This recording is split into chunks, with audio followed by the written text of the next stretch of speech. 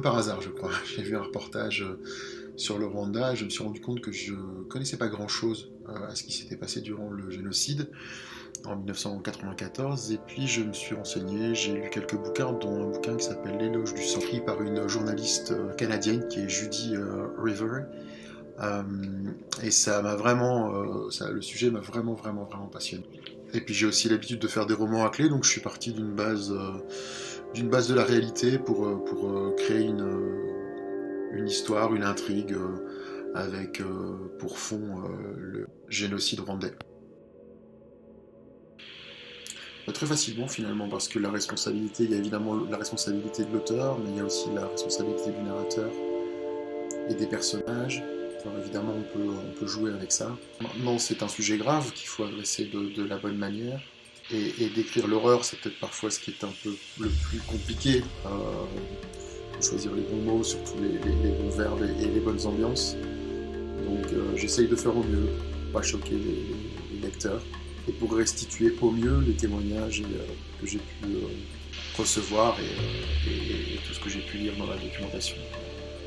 Les recherches ont été avant tout documentaires, que ce soit au niveau d'ouvrages sérieux sur le sujet, quelques romans aussi, même s'il n'y en a pas énormément, et puis pas mal de documents en ligne aussi, notamment issus de la Cour pénale internationale. Et puis de fil en aiguille, j'ai contacté effectivement des gens sur les réseaux sociaux, des survivants. J'ai rencontré aussi quelques militaires français qui étaient sur place à l'époque du génocide, quelques membres d'ONG et quelques victimes aussi, bien entendu.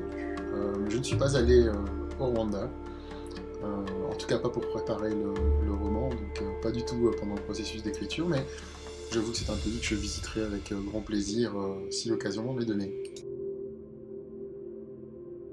Alors, ça c'est une question qui revient assez souvent. Est-ce que je m'inspire de personnes réelles pour créer mes personnages? Souvent, oh oui, je prends des traits de caractère ou des traits physiques de gens que je connais, que j'ai rencontrés dans la rue, ou même de gens que je trouve sur Internet, ou parfois aussi des acteurs. Je m'inspire souvent d'acteurs. Alors, Félix Durieux, effectivement, je ne citerai pas le nom, mais physiquement, il est très proche d'un acteur français.